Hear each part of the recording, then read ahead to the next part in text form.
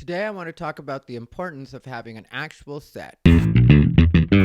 What's up, everybody? This is Ty Rivera, the absolute best LGBTQ comedian in the world. Before we get started, I just want to ask that you comment on this video if you have any questions, or maybe if you have suggestion for an upcoming Comedy Tip Tuesday. Subscribe and also like the video. Give it the thumbs up. Or if you think everything I'm talking about is wrong, then give it the thumbs down. I don't mind. I just care that you engage. So here's what I wanted to talk about. I wanted to talk about the importance of having an actual set. And I know to some people this is going to sound so basic, but I mention it because it is important. And because I notice with a lot of newer comics, and especially with this being the beginning of the year, a lot of newer comics will want to do a different set every time they go up. And really, that's a very common beginner's mistake. And I'm also going to say, if you're a comic that's a little more established and you've been doing that every time and it's working out well for you, then keep doing what you're doing, because the real thing about comedy is there are no real hard and fast rules for comedy. There's guidelines, there's things that some of us can benefit from, and then there's things where it's just like, it can be a matter of just choice or a matter of what works for you personally. So if you've got a system that's working, then definitely keep doing what you're doing. But if you're one of those people, and I see plenty of them because I still am out on the scene quite a bit, that's always like, okay, well, why aren't the clubs hiring me? Why isn't anybody booking me for any of the local shows? Why is it this person's getting this? Which that we'll get into at some point, but it's destructive thinking. When you're thinking about what other people are getting, think about what you need to be doing to get to where you want to be. Also, if you notice something's working for somebody else, maybe look at what it is they're doing right, whether that's maybe being a little more animated or having really good writing,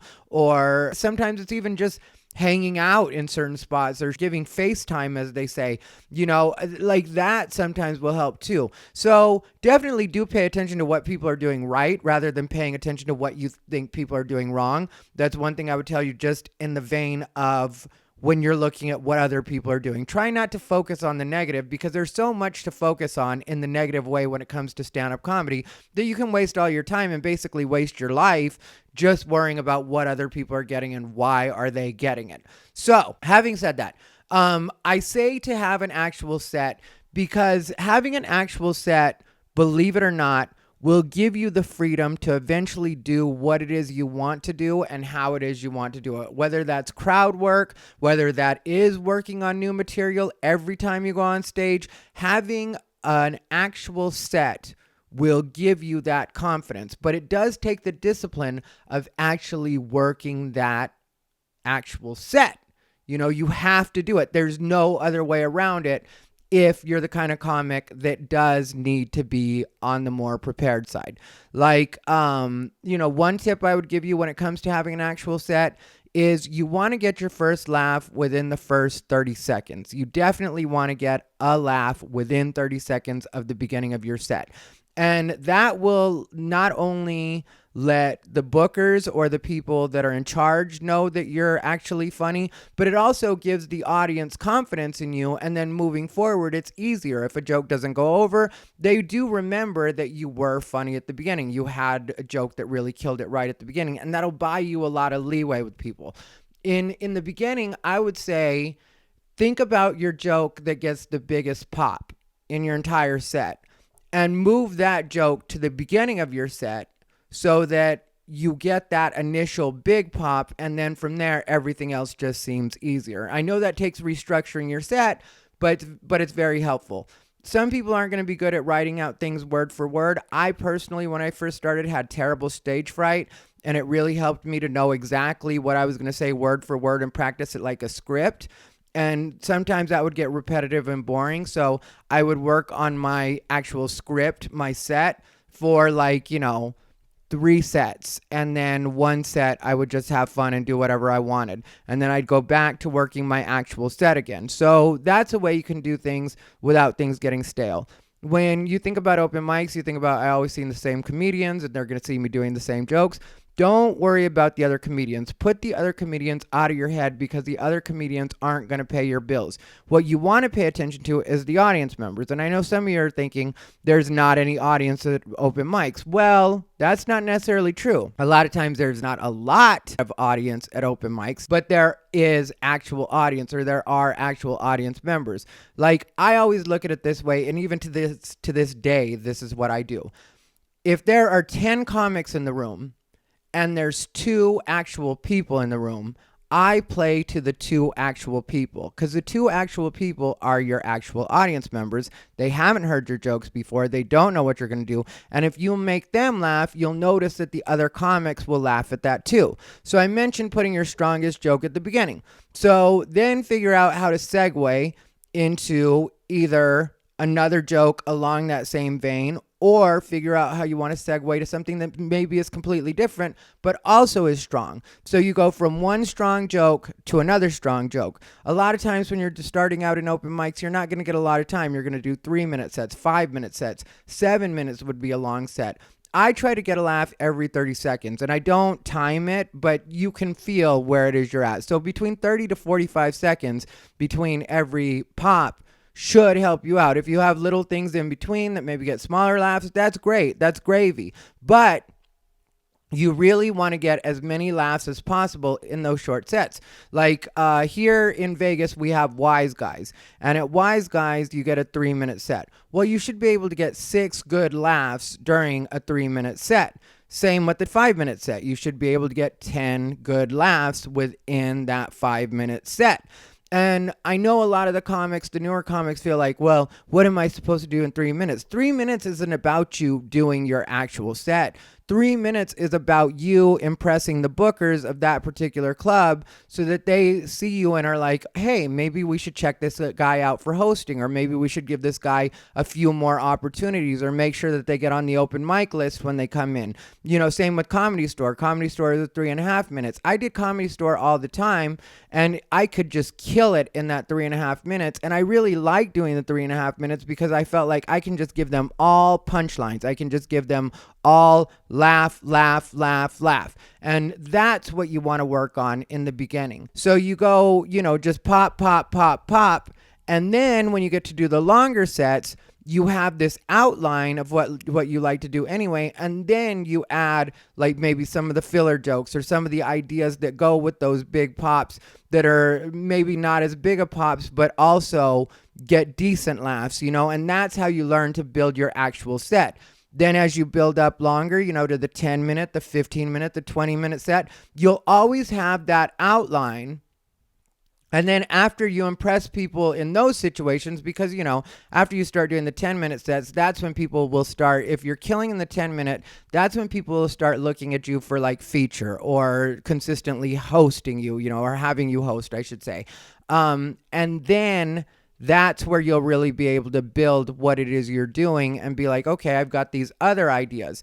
Other thing is, if jokes aren't working, just take them out. Because like I said, you want it to be all pop. So if a joke isn't working, just take it out. Don't throw the joke away. Don't completely get rid of it. Just stash it for a while. Because one thing you have to remember about jokes that aren't working is sometimes it's just because you haven't progressed to the point in your performing to where those jokes will actually go over. There's some jokes that I had the idea of when I first started out that didn't go over, that now, almost 19 years in, I can throw those in as little throwaway ideas, and people really do laugh at them. And for me, I thought at the time they didn't work, but I was smart enough, I had the foresight to know, don't ever throw anything away. If something is funny to me, I'm sure it is going to be funny to an audience. I just have to find a way to make that funny.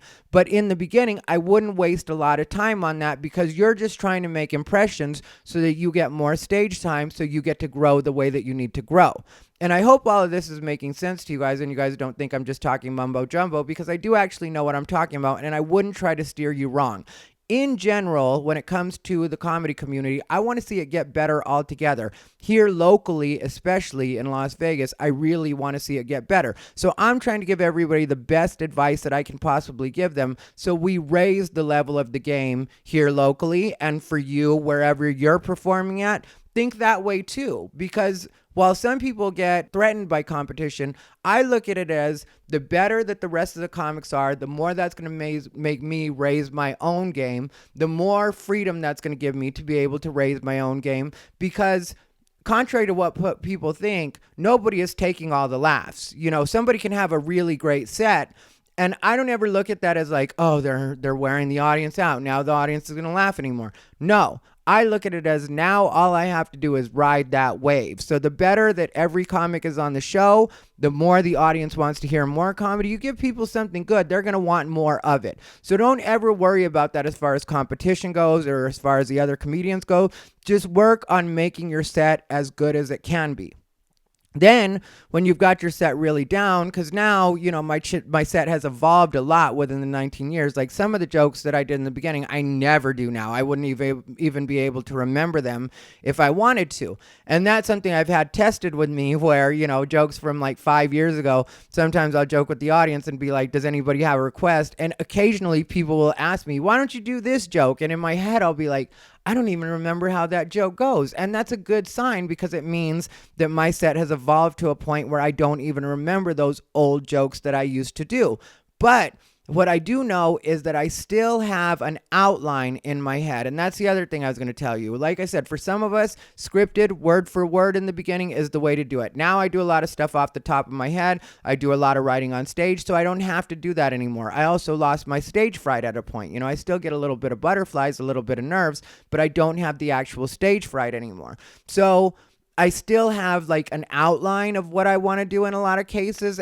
But because I have that outline and because I have that confidence of knowing that if things go bad, I can just go back to my regular set, or if things aren't going the way that I want them to, I can just go back to my regular set.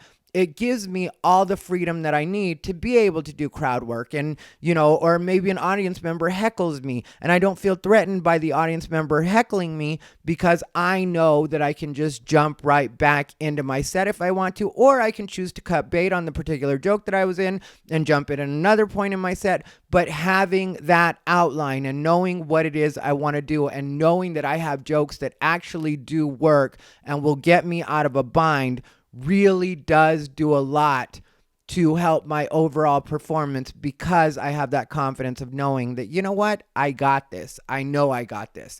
And if you guys take my advice, trust me on this one.